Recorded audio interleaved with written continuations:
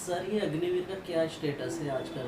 ये हर जगह देख रहा हूँ दंगा हो रहा है, पर किसी को समझ में नहीं आ रहा कि है दंगा क्या? क्यों हो रहा है। हाँ जी। इसके इसके दो एस्पेक्ट हैं। एक तो हमें देखना है बेरोजगारों के पॉइंट ऑफ व्यू से, और एक हमें देखना है आर्मी के पॉइंट ऑफ व्यू से। अच्छा, ये जो अग्निवीर हैं ये बच्चे 4 साल के लिए लिए जाएंगे सेना में, और 4 साल के बाद इनकी सर्विस क्या कर दी जाएगी, समाप्त कर दी जाएगी। ये इस मसले को लेके ये सारा का सारा क्या हुआ, विवाद हुआ। बच्चे एक परमानेंट जॉब चाहते हैं, जो कि पिछले कई वर्षों से मोदी सरकार देने में क्या रही है, असमर्थ रही है। अगले साल इलेक्शन है, इलेक्शन से पहले मोदी सरकार अपनी पीठ थपथपाने के लिए क्या कर रही है, एक नया प्लान लेके आ गई अग्निवीर जैसा, जिसमें बच्चों की 4 साल के लिए क्या किया जाएगा, भर्ती की जाएगी। अब बच्चे इस बात से नाराज हैं कि पिछले 2-2.5 साल से आर्मी की कोई वैकेंसी नहीं आई, और जो आई भी है वो भी आधी अधूरी सी। क्या कोई भी पेरेंट्स अपने बच्चों को इस तरीके के एम्प्लॉयमेंट में भेजना चाहेगा जिसका खुद का कोई भविष्य ना हो? आप समझ रहे हैं ना। इसके अलावा 2 या 3 दिन पहले सेना के तीनों चीफ्स ने क्या किया, प्रेस कॉन्फ्रेंस की है। They are not confidence about this plan. बोल रहे हैं, वो जनता को कन्विंस कर रहे हैं, खुद कन्विंस नहीं है। ये क्या मसले हैं। अजीब सी स्थिति हो गई है देश में। सेना खुद नहीं चाहती होगी कि इस तरीके का कोई रिक्रूटमेंट हो, लेकिन क्या करें, गवर्नमेंट की पॉलिसी को भी तो सपोर्ट करना है। अगर उन तीनों लोगों की आपने प्रेस कॉन्फ्रेंस देखी होती तो आपको ये पता चलता कि उनमें से कोई भी उस एग्रेशन, उस उत्साह के साथ बात नहीं कर रहा था जिस तरीके से उनको करनी चाहिए, जिस तरीके से तीनों सेनाओं के प्रमुख की बॉडी लैंग्वेज होती है। बॉडी लैंग्वेज तो वहाँ पे थी ही नहीं, केवल वो सपोर्ट करने आए थे कि हमारी गवर्नमेंट ये कर रही है, हम ये मानते हैं, और ऐसा ऐसा आप लोग भी कर लो। मानेकशॉ जैसे अगर आर्मी चीफ रहे होते तो वो स्पष्ट तौर से इसकी खिलाफत करते। अब देखो, इसे हम 2 तरीके से देख लेते हैं। एक कि बेरोजगारों पे क्या फ़र्क पड़ने वाले हैं, जो बच्चे ये प्रोटेस्ट कर रहे हैं उनकी क्या स्थिति रहने वाली है, और एक इन सारी चीज़ों का आदमी पे क्या फ़र्क पड़ने वाला है। अब देखो, बच्चों के तो करियर अनसर्टेन है ही। अब गवर्नमेंट कहती है कि 4 साल बाद आपको क्या मिलेगा, आपको मिलेगा एक सर्टिफिकेट जिसे आप दिखाएंगे, और सेना में, डिफेंस में, अलग अलग डिपार्टमेंट्स में आपको क्या मिलेगी, वरीयता दी जाएगी, प्रेफरेंस दिया जाएगा। इतनी सी बात है ना, मान लेते हैं। गवर्नमेंट कह रही तो सही कह रही होगी, एक बार को मान लेते हैं। अब मसले ये हैं कि अभी वर्तमान में लगभग 55,000 इफ़िशिएंट, मतलब जो हाईली सोफिस्टिकेटेड इक्विपमेंट्स को मैनेज करते हैं वो लोग रिटायर होते हैं, और ऐसे लोगों की तादाद कितनी है, 55,000। और उन लोगों के रिटायरमेंट के बाद सिवाय बैंक गार्ड के या गार्ड की नौकरी के अलावा उनको कुछ मिलता नहीं है, और सरकार ये कह रही है कि हम आपको सर्टिफिकेट देंगे, उससे आपकी जॉब लगेगी। जॉब्स बची कहाँ हैं, और इन बच्चों का करियर जो बाद में अनसर्टेन होगा उसकी जिम्मेदारी कौन लेगा। इसी वजह से बच्चे क्या कर रहे हैं, इसी कारण से बच्चे कर रहे हैं प्रोटेस्ट। कोई भी पेरेंट्स अपने बच्चों को 4 साल की सेवा के लिए क्यों भेजेगा। अब गवर्नमेंट क्या बोलती है, गवर्नमेंट बोलती है जी इनको पहली साल 30,000 मिलेंगे, दूसरी साल 35,000 मिलेंगे, तीसरी साल 40,000 मिलेंगे, और जब ये छोड़ेंगे तो इनको कुछ 11 लाख कुछ समथिंग पैसे दिए जाएंगे, जिससे ये अपना करियर शुरू कर सकते हैं। करियर बनाने का पीक टाइम होता है 18 से 22-23 की उम्र, जो तो आपने खपा दी। अब बच्चा आके करेगा क्या, उसको एक नई शुरुआत करनी है। अच्छा, वो अपने आप को कहीं ना कहीं ठगा हुआ महसूस करेगा, और जब वो ठगा हुआ महसूस करेगा तो उसके रेडिकलाइज होने की कितनी पॉसिबिलिटी हैं आप समझ ही लें। आप बात समझ पा रहे हैं। तो बच्चों का ये कंसर्न है। मोदी सरकार का कंसर्न इलेक्शन जीतना है, अगले साल चुनाव है, भर्तियां दी नहीं दी, उनमें करप्शन दिया। आप उत्तर प्रदेश की भर्तियां देखो, बिना हाई कोर्ट के प्रोसीजर की कंप्लीट नहीं हो पा रही है। बिहार की वैकेंसियों का सेम लगभग वैसे ही स्थिति है। और अब ये जो कोरोना काल है, इसमें लोगों की इकोनॉमिक कंडीशन तो डाउन हुई है, और जो फौज के लिए बच्चे दिन रात बैठे हुए थे, अब उन्होंने जब सामने देखा तो एक 4 साल की नौकरी देख रहे हैं, तो वो प्रोटेस्ट ना करें तो करें क्या। उनका तो जीवन और मरण का प्रश्न बना दिया ना इन लोगों ने। हर साल 55,000 रिटायर होते हैं, केवल आप 55,000 भरते। अब सरकार का कंसर्न ये है कि पैसे नहीं है। कोरोना काल में जो भी हुआ हो, मतलब राशन देना, ये सब देना, उसमें उसको एक अच्छा खासा नुकसान तो सरकार को हुआ ही है। लेकिन उस नुकसान की भरपाई इस तरीके से होगी ये नहीं सोचा था कि देश की तीनों सेनाओं के साथ और देश की सुरक्षा के साथ इस तरीके से धोखा हो जाएगा। अब ये तो हमने बच्चों का कंसर्न देख लिया, अब जरा सेना का कंसर्न देख ले। अब सेना में एक अच्छा सिपाही बनने के लिए जो हाईली मॉडर्न और हाईली सोफिस्टिकेटेड इक्विपमेंट्स को जो मैनेज करते हैं उस सैनिक को बनने में 7 से 8 साल लगते हैं। कोई तोप यूं ही नहीं चला लेता, कोई प्लेन यूं ही नहीं चला लेता है। प्लेन चलाने में, सीखने में, प्लेन को मैनेज करने में, टारगेट सेट करने में और उन पे हथियारों को दागने के लिए 7 से 8 साल लगते हैं। और हम कह रहे हैं कि 6 महीने की ट्रेनिंग देंगे और उनको फौज में भेज देंगे। उनका मोराल क्या होगा?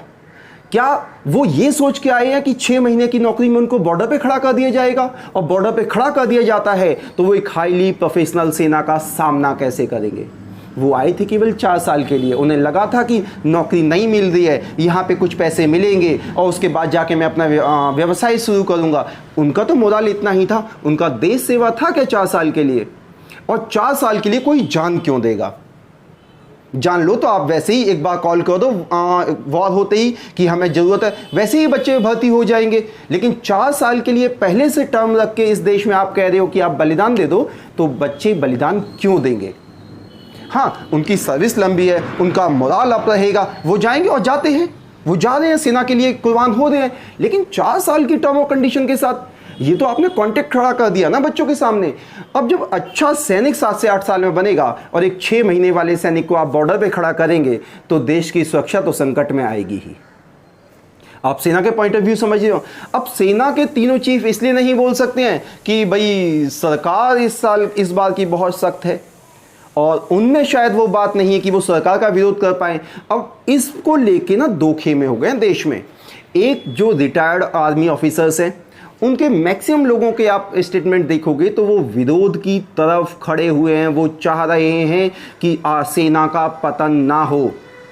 लेकिन हाँ, कुछ पार्टी के भी तो चापलूस होते हैं, उनको सबको बहुत अच्छा लग रहा है, बाकी किसी को अच्छा नहीं लग रहा। आप ये समझे कि मैं मतलब मोदी सरकार का कोई मेरा विरोध नहीं है, लेकिन इस योजना के साथ तो मैं कतई खड़ा नहीं हो सकता हूँ, ना ही मुझे अंदर से लग रहा है कि ये योजना ठीक है।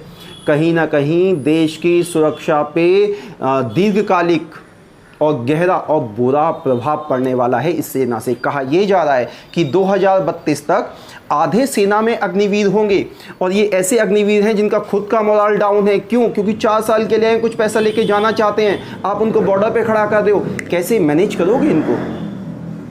आप मेन बात समझ पा रहे हैं? इसके अलावा इनकी स्थिति, एक सेलर होता है, फिर सैनिक होता है और एयरमैन होता है। ये 3 सबसे बॉटम पे सेना में पद होते हैं। अग्निवीर सिपाही भी नहीं है, उससे नीचे ही है। अब इसको आप हाईली स्किल्ड बनाने के लिए आपको समय चाहिए, समय आप दे नहीं रहे हो। तो आने वाले समय में किसी संभावित खतरा अगर कोई इंडो चाइना जैसा हो जाता है तो क्या ये अग्निवीर सक्षम होंगे? कम से कम देश की सुरक्षा के साथ इस तरीके का तो खिलवाड़ नहीं ही होना चाहिए। और मुझे लगता है कि सरकार को इस योजना को शुरू करने से पहले एक बार दोबारा से पुनर्विचार तो करना चाहिए, क्योंकि ना तो ये एक और चीज़ से पहली बात जो सरकार का पक्ष आ रहा है जी रोजगार मिलेगा, और दूसरा कि सेना के लिए रोजगार, सेना को रोजगार के लिए ना चुने। सेना को कोई रोजगार के लिए नहीं चुन रहा है, लेकिन कम से कम जो जा रहे हैं उनके पीछे उनका परिवार है, उसकी सुरक्षा तो, उसकी जिम्मेदारी के विषय में तो आप सोचें। 4 साल के लिए कोई क्यों बॉर्डर पे जाके मरना चाहेगा? आप हाँ उसकी फैमिली की जिम्मेदारी ले, किसी को दिक्कत नहीं है, अभी तक सारी चीज़ें चल रही हैं। अब सरकार के पास रेवेन्यू का संकट है, रेवेन्यू का संकट सरकार के पास में है। इसकी जिम्मेदारी सरकार की है कि किस तरीके से मैनेज करे। क्या वो इसके लिए देश की सुरक्षा के साथ खेलेंगे? और अभी नहीं तो आने वाले समय में एक अच्छा ड्रॉबैक आप इंडियन आर्मी में देख सकते हैं। राजनाथ सिंह जी हमारे जो रक्षा मंत्री हैं वो कहते हैं जी हम स्किल्ड बनाएंगे आर्मी पहले से स्किल्ड आपको बनाने की आवश्यकता नहीं है, आप उसको बर्बादी की तरफ लेके जा सकते हैं अपने इन उल जलूल उपायों से। सर, बच्चे जो प्रोटेस्ट कर रहे हैं तो क्या उन्हें प्रोटेस्ट करना चाहिए या उन्हें? देखो, प्रोटेस्ट का राइट है, लेकिन देश को आग लगाने का तो राइट किसी को नहीं है। आप प्रोटेस्ट करें, धरना प्रदर्शन करें, आप ज्ञापन दें, लेकिन आप रेलवे में आग लगा देंगे, आप सर्दियों में जाते हैं, रेलवे के शीशे टूटे होते हैं, बैठना आपने ही है, सरकार तो आ नहीं है, उनके तो एसी कंपार्टमेंट होते हैं। तो पब्लिक को भी देखना है कि हम प्रोटेस्ट करें, प्रोटेस्ट के तरीके से करें, ना कि वायलेंस करें। हाँ, प्रोटेस्ट करें, मेरा विरोध है, मैं इस वीडियो के माध्यम से आप तक पहुँच रहा हूँ, अपना विरोध रख रहा हूँ, जागरूक करें लोगों को। लेकिन ये तोड़फोड़ का क्या मसला है? तोड़फोड़ तो किसी भी तरीके से जायज़ नहीं है। बच्चे विरोध करें, अच्छी बात है, विरोध होना भी चाहिए। अब मोदी सरकार के सामने कोई चुनौती नहीं है, विपक्ष तो है ही नहीं, इसी बात का फ़ायदा है। और अगली साल चुनाव भी है, तो ये एक लॉलीपॉप सा दे दिया 45,000 का कि भर्तियाँ होंगी।